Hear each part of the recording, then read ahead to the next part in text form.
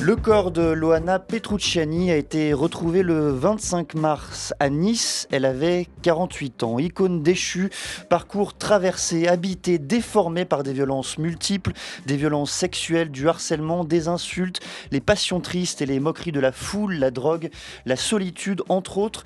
La mort de Loana pose la question de la responsabilité du monde audiovisuel, des médias, de l'opinion et des spectateurs. Elle pose également la question du poids des stigmates, des jugements de classe et des normes que l'on impose aux femmes.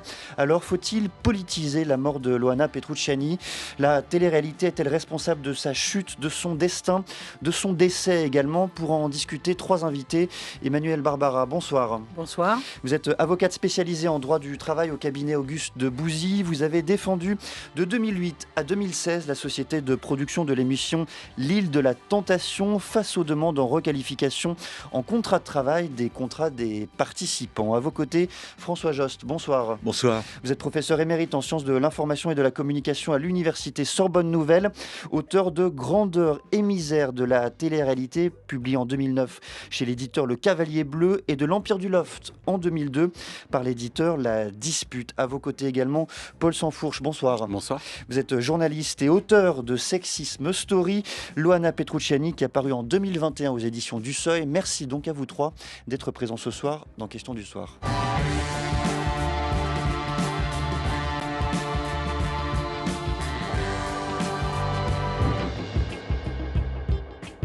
Et on va commencer par Loana, s'il vous plaît. Au confessionnal, comme vous l'avez entendu si souvent. Dites tout ce qui vous passe par la tête. Mais qui concerne quoi? Ce que vous voulez, le bilan, je sais pas moi. J'ai appris à me découvrir moi-même. Je pense avoir énormément changé. Je suis beaucoup plus communicative avec les autres. J'ai appris à vivre un petit peu pour moi et à me faire des amis. C'est le plus important. J'ai un petit peu le souffle coupé là. J'ai un petit peu l'émotion. Comment vous envisagez la sortie du loft? J'espère être bien accueillie. J'espère qu'il y a les gens qui m'aiment. J'espère que je les ai pas déçus. Et je verrai bien en sortant. Pour plus tard. De quoi vous avez le plus envie en sortant du loft? De dire je t'aime à ma maman. Ça fait 70 jours que je lui ai pas dit et elle me manque. La voix, les propos de Loana Petrucciani lors de son dernier confessionnal avant sa sortie du loft. Alors bien sûr, les conditions de la disparition de Loana sont encore floues, non élucidées, mais peut-on attribuer, même indirectement, d'une façon ou d'une autre, la responsabilité de ce décès à la télé-réalité? C'est ce que beaucoup affirment aujourd'hui, Paul Sansfourche. C'est évidemment éminemment complexe de départager les responsabilités. Elles sont évidemment collectives, il y a un destin personnel, individuel. Ce qu'on peut dire, c'est que de toute façon, la trajectoire de Loana, elle est tragique depuis son enfance, puisqu'elle vit des violences intrafamiliales, elle connaît l'inceste, elle connaîtra des violences conjugales, et en fait, tout son destin est marqué par la violence qui sont faites aux femmes. Donc le problème, c'est qu'ensuite, elle est récupérée dans un programme qui ne décèle pas cette fragilité, ou du moins qui, s'il la décèle, ne la protège pas de l'exposition médiatique qu'elle va connaître. Et on en reparlera sans doute, mais les conditions de sa notoriété, de sa médiatisation, vont créer un véritable stigmate sur son image publique qui sera très difficile finalement de contrecarrer par la suite. Il faudra qu'elle compose avec cette célébrité-là. Et ça, ce mélange d'un terreau familial extrêmement fragile, extrêmement difficile, avec cette notoriété express et immense. Vous vous rappelez la popularité des lofters à l'époque, c'est la finale du loft, c'est près de 12 millions d'auditeurs, c'est colossal, c'est une finale de la Coupe du Monde. Et ça crée quelque chose qui est extrêmement violent, extrêmement déstabilisant. Et ça, c'est sûr que c'est une responsabilité dans la vie de Loana et la fin de sa vie. Même question, François Jost, au-delà de son décès d'ailleurs, oui. sur sa chute en tant que telle et tout ce qu'elle a pu vivre, traverser après cette expérience du loft. D'abord, je voudrais dire sur la question de la responsabilité dont on parle pas mal ces derniers jours, il y a quelque chose d'assez hypocrite de la part d'un certain nombre de personnes dans les médias, parce que ça fait longtemps que certains intellectuels ont dénoncé le spectacle de la télé-réalité, je veux dire. Vous notamment, vous voulez dire? par exemple. Par exemple. Mais sinon, pour recadrer les choses, il faut se rappeler que l'année d'avant la télé-réalité, Hervé Bourges, qui était le président du CSA, a dit, chez nous, heureusement, on est à l'abri de cette télé-poubelle qu'on voit fleurir partout dans le monde, etc. Bon, un an après, il y avait donc Love Story. Donc, ça veut dire quand même qu'il y a une responsabilité, bien sûr, au départ, de ceux qui ont acheté le format, qui était un format, je le rappelle, qui venait de Hollande, hein. Donc il y a cette responsabilité-là, mais qui finalement, pour moi, n'existe que parce qu'il y a le public. C'est-à-dire que c'est à partir du besoin de toucher le public qu'on peut remonter toutes les responsabilités, si vous voulez. C'est-à-dire que, effectivement, le spectateur a un certain sadisme. J'ai dit ça depuis le début, c'est-à-dire il y a 20 ans à peu près, et à chaque fois que je disais ça dans une interview, on coupait cette partie de l'interview.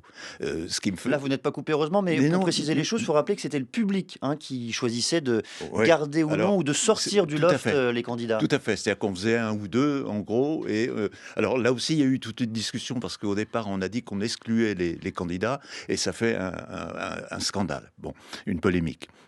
Mais ce que je disais donc attendez, j'ai perdu le... Sur la responsabilité, oui, sur la responsabilité des spectateurs. Le spectateur, là vous dites, il faisait un ou deux, c'est très important. Maintenant, c'est plus ce chiffrage, c'est les réseaux sociaux qui ont vraiment accentué ce côté extrêmement sadique du spectateur. Et je pense qu'enfin, il faut quand même se regarder en face, si vous voulez. Parce que des gens aujourd'hui disent, ah bah oui, c'est monstrueux, etc. Mais ils avaient qu'à se regarder en face et de ne pas le regarder, je veux dire. Emmanuelle Barbara, en tant qu'avocate, en tant que jury, cette question de la responsabilité, comment vous l'appréhendez ? On voit bien que, et là si je me replace à l'époque où je me suis intéressée de ce phénomène, par ce phénomène dans son action, enfin dans son fonctionnement, dans ses entrailles, ce qui était fascinant, et pardon, je fais exprès de me remettre à l'époque où on était, c'est-à-dire une époque sans smartphone, une époque où il y a la télé avec ses chaînes qui commencent à être multiples, une époque où on avait un téléphone qui à peine faisait, ça s'appelait un texto, et à peine, je suis même pas sûre que ce soit complètement sorti à ce moment-là. Donc voilà l'époque, mais néanmoins, elle est traversée l'époque à la suite de ce qu'on appelait les télécrochets, n'est-ce pas, de la télé. Il fallait trouver d'autres choses, etc. Donc on est confronté à quelque chose qui est devenu très au-delà d'un format télévisuel. C'était un phénomène total. Donc, forcément, à l'époque en question, moi, quand je m'intéresse à l'île de la Tentation, c'est après le loft, après l'impact du loft, et évidemment, l'attraction qu'a suscité ce format pour d'autres chaînes était irrésistible. Mais à l'époque, en 2001 et 2001, il y a eu 2 saisons seulement de loft. Une première saison où c'était très franchement open bar et sans règles particulières. Et en fait, on les a, si je comprends bien, parce que personne, ni les participants, ni la production ne savaient exactement ce que ça donnait. Donc, ils sont adaptés. Et ce n'est que la deuxième année, qu'un certain nombre de règles sont venues modifier et, par exemple, réduire un tout petit peu le captage délirant auquel étaient soumis ces jeunes gens. Donc, vous voyez, c'est-à-dire qu'à l'époque, le problème était qu'est-ce qu'on veut raconter au public, le fameux public qui a porté ce système à son pinacle, mais on a petit à petit seulement petit à petit décidé de trouver des moyens d'atténuer peut-être des aspérités excessives. Mais pour bien comprendre ce que vous dites, au fond, c'est parce que nous traversions alors une période d'apprentissage, de formation, que même les producteurs, les chaînes découvraient comment se passait une télé-réalité, qu'il faudrait tempérer alors leur responsabilité d'alors ? Non, c'est pas ce que je dis juste un tout petit point. Non, mais j'essaye de préciser ce point, c'est que, et notamment s'agissant du loft, puisqu'il s'agit de regarder des gens qui vivent ensemble et qui font rien de particulier. Toutes les autres télé-réalités avaient un thème, la chanson, je sais pas quoi, le grand grosso frère. Grosso modo, Irlandais, si je peux dire. Totalement. Mais absolument, mais ça compte. Enfin, je veux dire, ça a un impact. Donc c'est très spécifique. Dans toute l'histoire de la télé-réalité récente, qui a 25 ans, aujourd'hui, 26, cette période-là est très singulière parce que c'était un format à soi tout seul est très différent des autres qui ont suivi. Paul Sanfourche, je vous ai vu à plusieurs reprises faire Oui, non, non, non de la tête. non, parce que dès la première saison du Loft, c'est pas vrai. Il y avait déjà des saisons qui avaient existé à l'étranger. Et c'est un programme adapté dans des malls. Donc il y avait déjà un retour sur expérience. En Hollande, on l'a dit En notamment. Hollande, en Espagne, c'était déjà des programmes qui avaient marché, défrayé la chronique. C'est adapté en France parce que ça a déjà marché. Et donc les règles, elles sont effectivement beaucoup moins cadrées que par la suite dans la télé-réalité. Mais déjà, dans le programme, ils doivent composer. Et il y a le CSA qui interviennent et ils doivent changer les règles, justement, parce que le CSA commence à tiquer. Donc dès le Loft numéro 1, si, bien sûr, je peux vous dire, ils sont passés du 24-24, ils sont passés à du 22 sur 24, ils ont différé d'une dizaine de minutes le direct. Donc c'est quand même des adaptations qui sont importantes. Je reviens aussi sur la question du sadisme du téléspectateur. Je pense qu'on pose mal la question de la responsabilité. Il y a des productions audiovisuelles qui gagnent de l'argent sur le fait de médiatiser des personnes. C'est pas la question de qui veut être médiatisé et c'est pas la question des auditeurs qui veulent regarder des gens qui veulent être médiatisés. C'est la question de qui génère des profits en exploitant l'image des gens. Et donc, cette question du sadisme, pour moi, elle est un petit peu à côté de la plaque. Il y a une responsabilité juridique, morale, des productions de visuels, de mettre à l'antenne des gens qui sont stables, qui peuvent encaisser cette médiatisation-là. Parce que sinon, à ce moment-là, on peut effectivement dire « ouais, c'est la société et tout ça ». Mais enfin, regardons d'abord des responsabilités directes. Il y a des responsabilités directes individuelles. Sur ce point très précis, et je vais vous faire réagir, hein, François Josse, sur ce point très précis, vous parliez tout à l'heure de la façon dont la société de production avait plus ou moins décelé les fragilités de Loana. Qu'est-ce qui s'est effectivement passé alors ? Alors, ils n'ont rien détecté, je dirais, de très solide avant son entrée dans Loft. Elle a vu un psychiatre. Elle a eu un entretien avec un psychiatre, mais enfin, pour revenir sur des traumas aussi profonds que les siens, il fallait sans doute plus d'un entretien. Et par ailleurs, dans le Loft, oui, ils ont découvert qu'elle avait fait des tentatives de suicide, puisqu'elle en parlait avec les lofters. Ils ont découvert qu'elle avait des troubles du comportement alimentaire. Elle se faisait vomir dans le Loft. La production n'a rien fait. Elle n'a pas extirpé Loana de la production. Elle n'a pas non plus, je dirais, encadré Loana psychologiquement, avec un accompagnement psychologique. Voilà, c'est ça, c'est ces responsabilités-là dont il faut revenir. Et je pense que c'est très terre à terre, mais c'est très important. Bon alors François Jost, est-ce que c'est pas à la fois difficile et un peu facile, si je puis dire, d'accuser le spectateur ? Non, parce que le spectateur, c'est ce qui fait vivre le programme. S'il n'y a pas de spectateur, on supprime le programme. Et c'est arrivé d'ailleurs pour certains formats, comme Carré VIP, on pourra en parler. Le programme ne sait pas tout ça. Pardon ? Le spectateur ne sait pas ce qui se passe à l'intérieur d'une offre. Il ne sait pas que Loana a fait des tentatives. Ah non, mais c'est tout à fait un autre problème. Le problème, si vous voulez, je renvoie à la phrase de Jean Kelevitch qui nous aide à penser un tout petit peu, c'est ton malheur et mon bonheur. Il dit c'est le chiasme du sadisme ordinaire. Voilà. Et c'est exactement ça qui se passe. Alors, au début, je me rappelle qu'on a exclu, par exemple, un homme ou une femme qui faisait un couple, qui était en formation d'un couple. Les spectateurs ont choisi d'éliminer, de casser ce couple. Ça, c'est un début. Mais ensuite, si vous voulez, le bonheur du spectateur, c'est de se dire, ces gens, finalement, s'emmerdent toute la journée, donc on a de la chance, nous, peut-être qu'on peut faire autre chose. Je crois que cette hypothèse, si vous voulez, du bonheur, du malheur, il faut la prendre absolument en compte, parce que elle est inscrite dans la position spectatorielle. Pourquoi ? Parce que quand vous regardez la télé, et malheureusement même quand vous regardez des ruines, que vous regardez les images de guerre, le réflexe, c'est de se dire « je n'y suis pas ».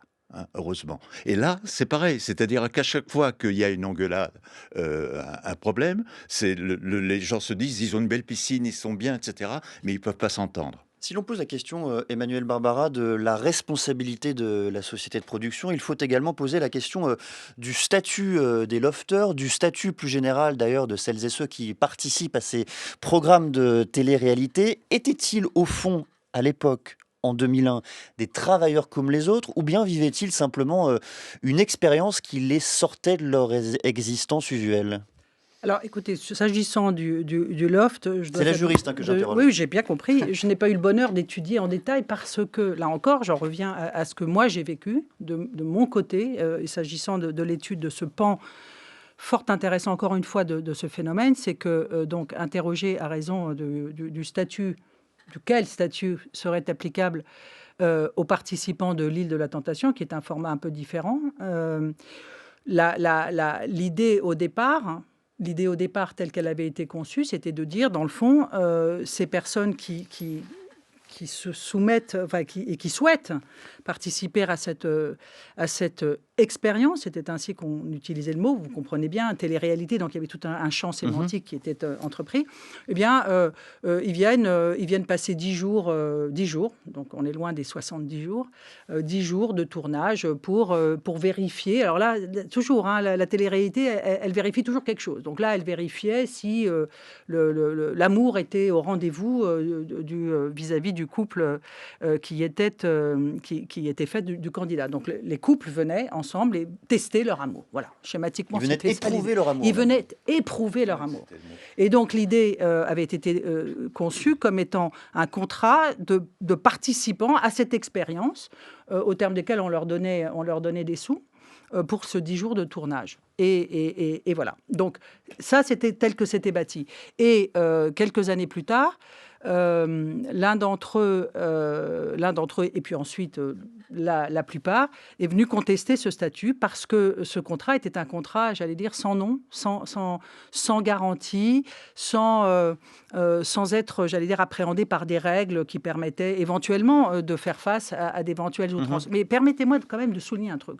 Pendant les quelques années que j'ai eu à plaider ces affaires, que j'ai plaidé un nombre considérable de fois, si je clarifie les choses, pardonnez-moi, on a parlé. vous défendiez, Moi, la thèse à l'époque que vous aviez selon laquelle c'était un contrat de participant qui ne pouvait pas entrer dans les cases du lien. Pas un contrat de travail, donc. Qui n'était pas un contrat de travail, qui était un contrat peut-être de prestation de service, un contrat sui generis, pardon, j'ai utilisé une formulation latine, mais pour dire un contrat innommé à raison d'une situation étonnante, personne n'entrant dans cette entreprise pour faire cette activité de 10 jours, avec l'idée qu'il accomplissait un travail au sens de notre représentation du travail. Et pour clarifier encore les choses, le juge vous a donné tort, puisque désormais, ce sont des contrats de travail qui unissent les sociétés de production aux participants. Ce sont des contrats de travail à raison de la participation, mais le juge a refusé toutefois, ce qui était relativement logique, après tout, une fois qu'on admettait que c'était un contrat de travail, a refusé la qualification d'artiste-interprète.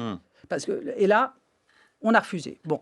Mais le point que je voulais souligner et qui rejoint la question de la responsabilité, et notamment de l'attitude et de ce que l'on doit à ces jeunes gens, enfin ce sont plutôt des jeunes, encore qu'il y a eu des télé... Bon, bref. Globalement des jeunes gens, oui. Des jeunes gens, c'est que nulle part, pendant toutes ces années, n'a été question dans nos débats judiciaires, et Dieu sait qu'ils ont été longs et fouillés, etc., a été abordée la question, justement, de la santé et la sécurité. Et c'est intéressant parce que pendant ce temps-là, les entreprises normales, eh bien, elles se trouvaient confrontées de plus en plus, de manière contemporaine, à la nécessité de faire face à la santé et la sécurité. Ce que je veux dire, c'est le fameux RPS, la santé psychologique, le harcèlement, etc., a pris son envol après les années 2010, pour les entreprises lambda.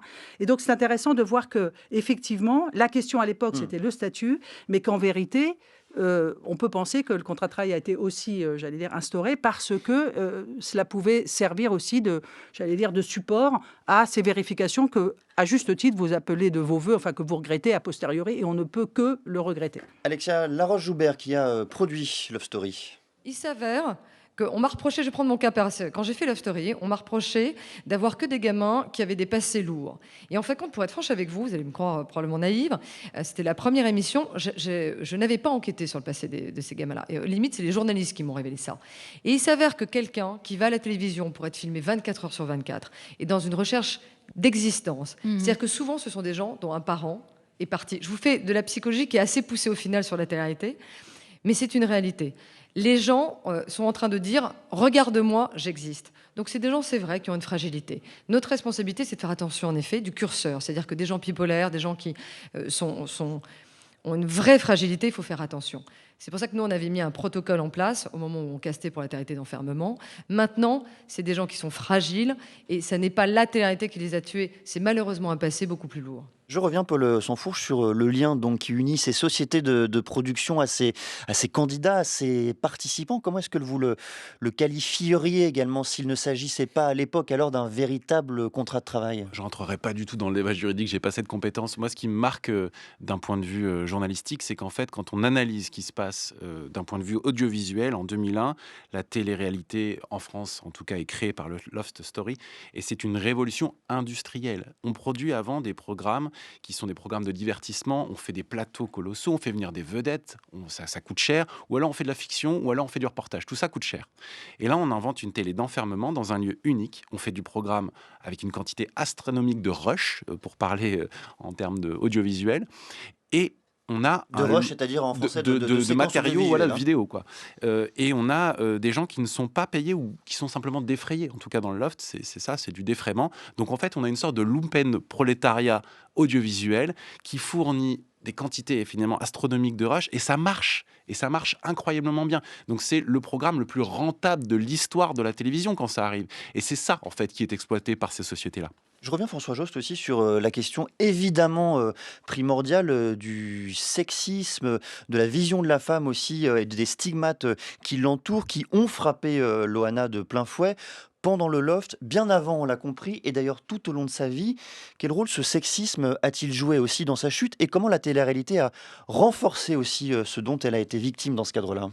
Alors, d'abord, j'aimerais rebondir sur ce qu'a dit Madame, oui, sur le fait qu'elle dit, les candidats disaient regardez-moi, j'existe. Et c'est assez intéressant de voir que c'est la formule d'un philosophe bien connu, Berkeley, qui disait esse percipi, c'est-à-dire être, c'est être regardé.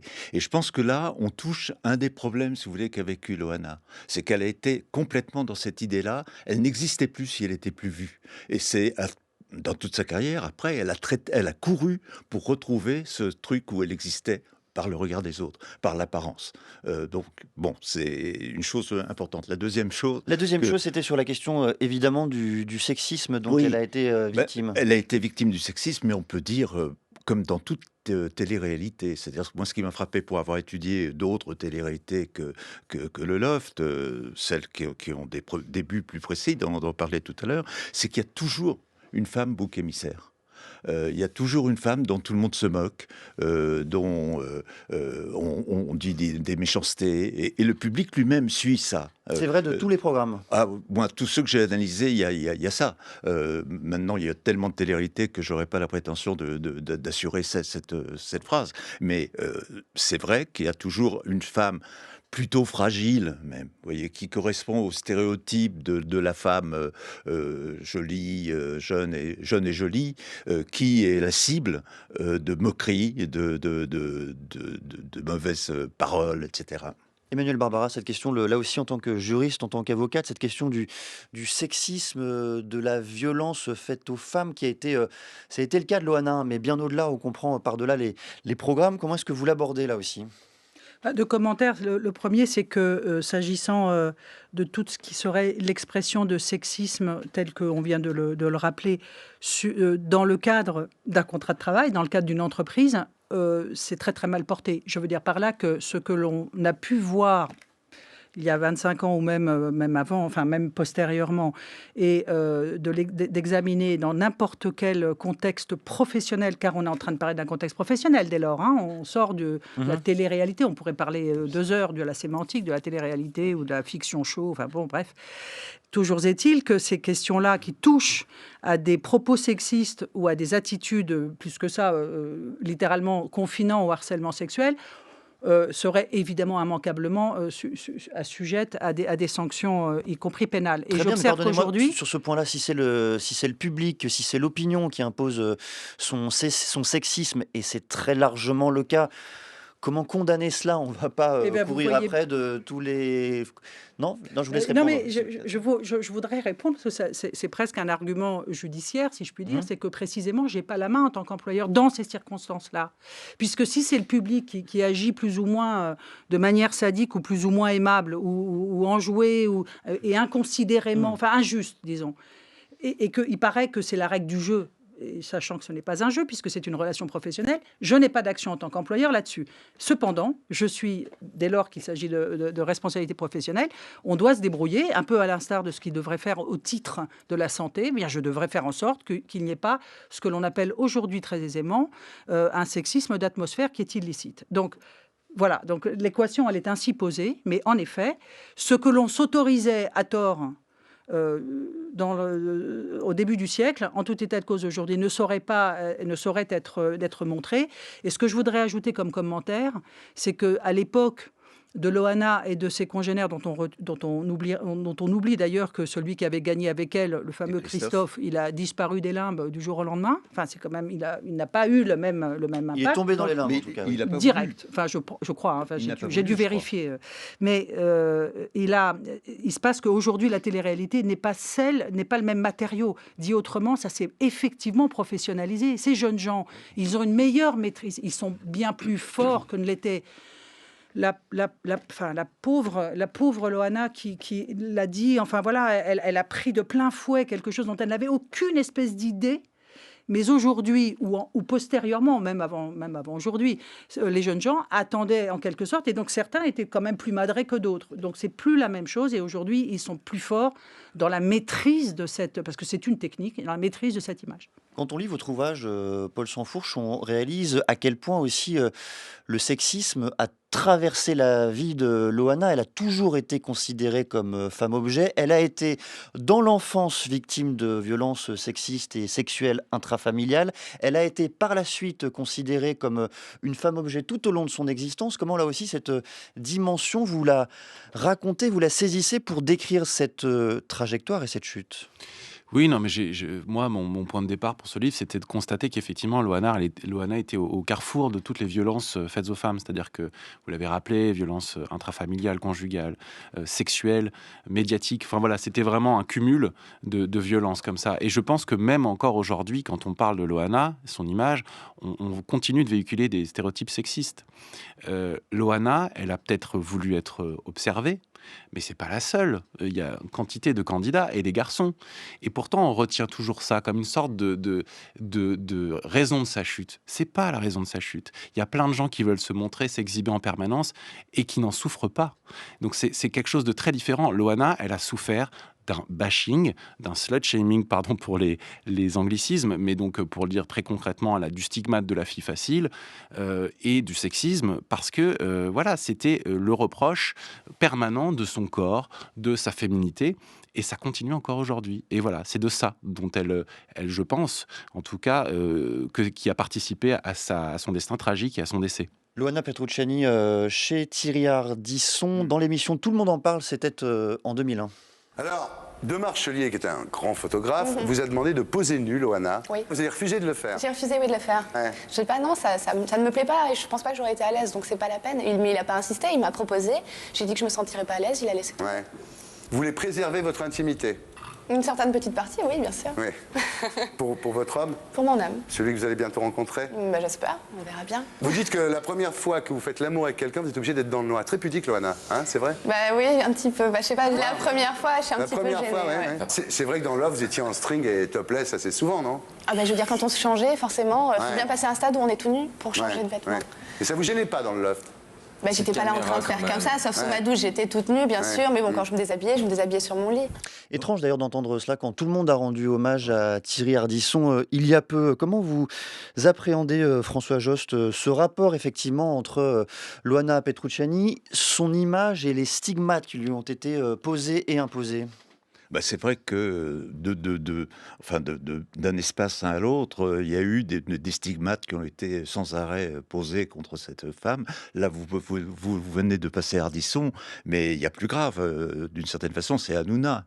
Hanouna qui l'a reçu dans son Pour être sincère, on n'a show. pas osé passer l'extrait tellement Ouais. il était dérangeant et on ne voulait pas en faire la publicité, voilà. mais je vous laisse raconter la scène Hanouna qui, effectivement. dans C8, avec ses chroniqueurs, a vraiment n'a pas écouté. On rit alors qu'elle racontait ses expériences malheureuses, etc. Et Un donc, viol. Un ça viol. quand même... Pardon? Un viol. Qui racontait un viol, Oui, un un viol, viol, effectivement. un viol.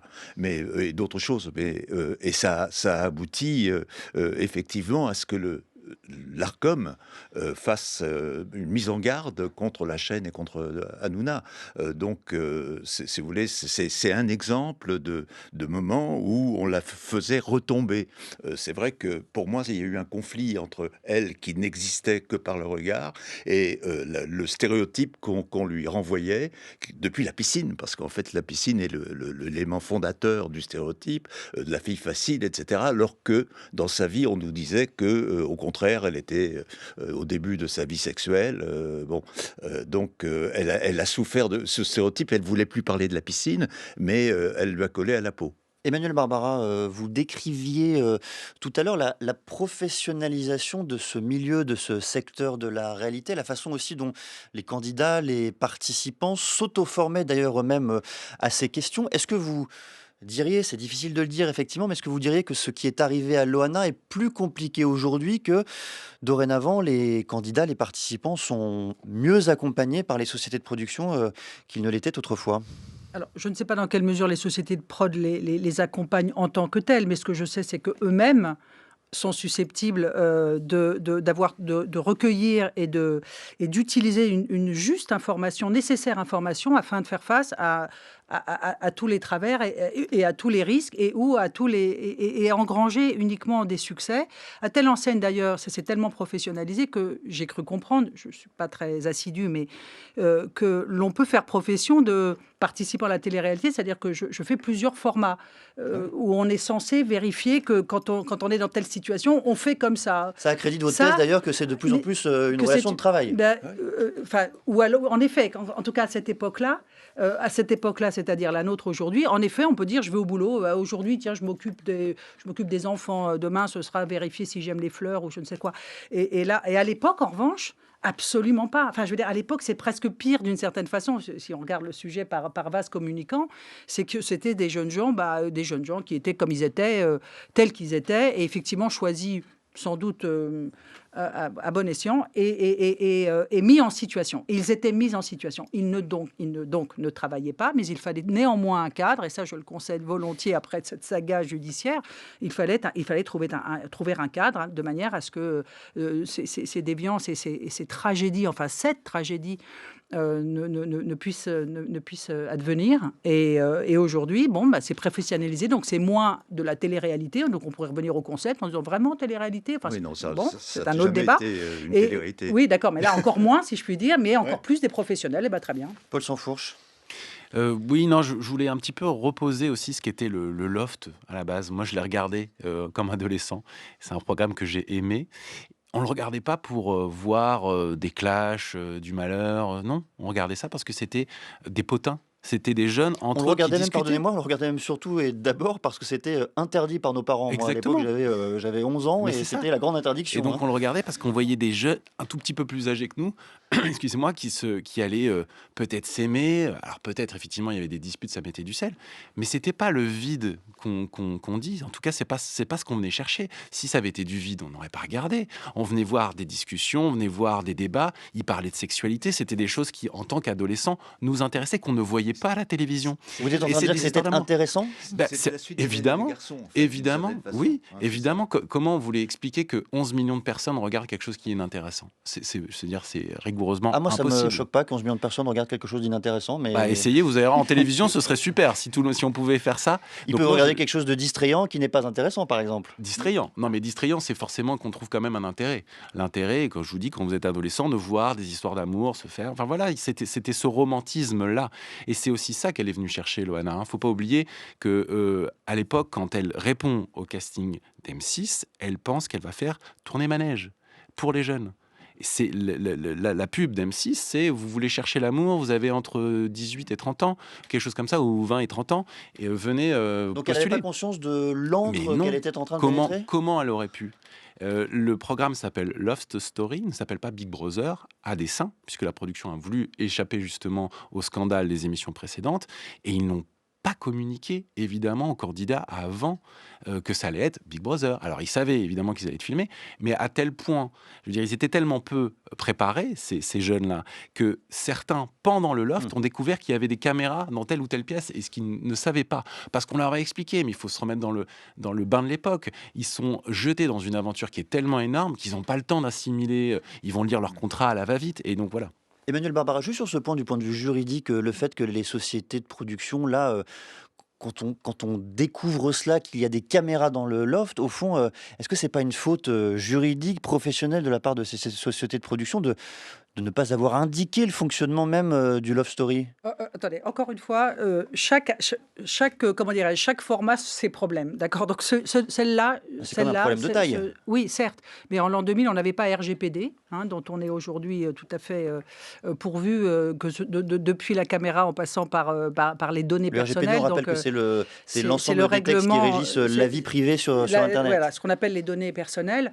À l'époque, on était encore au balbutiement et à la loi de 75 de la CNIL. Donc, évidemment Bon, mais qu'il y l'éthique avait et la des morale, règles. quand même, ça Oui, mais il y avait existait des déjà règles en en droit 2001. du travail qui disaient qu'en droit du travail, dans une entreprise, quand on met des caméras, il fallait même à l'époque le faire savoir au comité d'entreprise. Ça, c'était la règle. C'est toujours la même, mais elle est un peu plus sophistiquée aujourd'hui.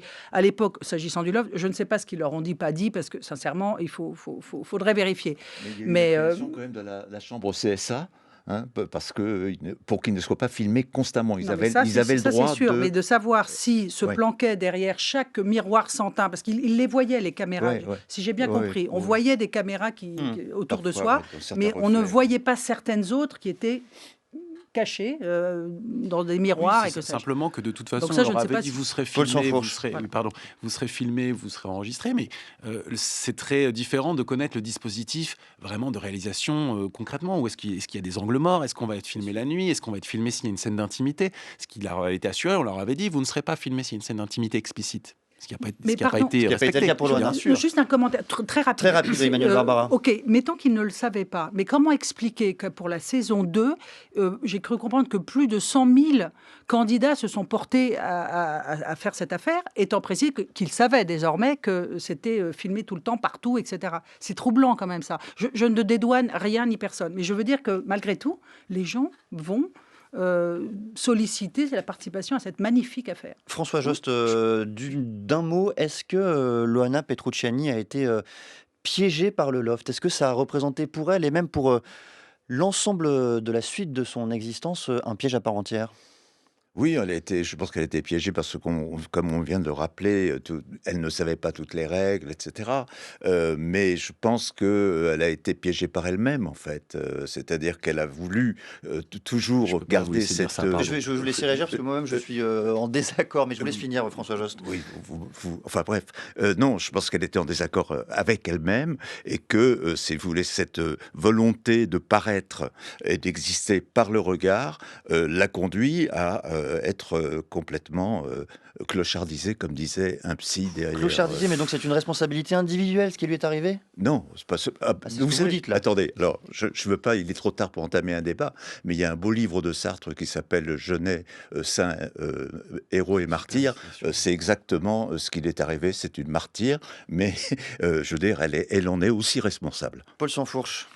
Non, alors là, vraiment, je pense qu'on se trompe complètement de problème. C'est pas une responsabilité individuelle. Loana, encore une fois, elle est victime de violences sexuelles, de violences patriarcales dès son enfance et toute sa vie, ça continuera. Elle est violée par son père, on le rappelle. Elle est violée par son père. Je ne comprends pas qu'on s'acharne à relever son envie de médiatisation, de placer ça comme si c'était un problème, alors qu'elle a vécu toutes ces violences-là. Et on se trompe de responsabilité. On regarde la responsabilité individuelle de Loana quand il y a tellement de responsabilités collectives et des responsabilités et des violences sexistes patriarcales. Je veux dire, c'est la raison du malheur de Loana, c'est pas l'inverse. Si on est déterminé sociologiquement, psychanalytiquement, etc., ou si on est libre, c'est un débat philosophique. C'est un débat philosophique. Je vous rends dans un débat de réalité. Au-delà, il y a tout de même des responsabilités collectives, notamment des rapports d'argent, des rapports juridiques, des responsabilités qu'on peut imputer à des acteurs précis tout de même. Sartre vous opposerait qu'il y a toujours la liberté. Merci à tous les trois d'être venus discuter, débattre. Emmanuel Barbara, avocate spécialisée en droit du travail au cabinet Auguste de Bouzy. François Jost, professeur émérite en sciences de l'information et de la communication à l'université Sorbonne Nouvelle. Paul Sansfourche, journaliste et auteur de Sexisme Story. Loana Petrucciani, qui a paru en 2021 aux éditions du Seuil. Merci également à celles et ceux qui ont pensé retravailler cette émission. Stéphanie Villeneuve, Mathias Mégy, Diane Devancet, Juliette Mouelik. À suivre après le journal. Vaste question, une autre. Comment repenser, appréhender notre rapport au temps?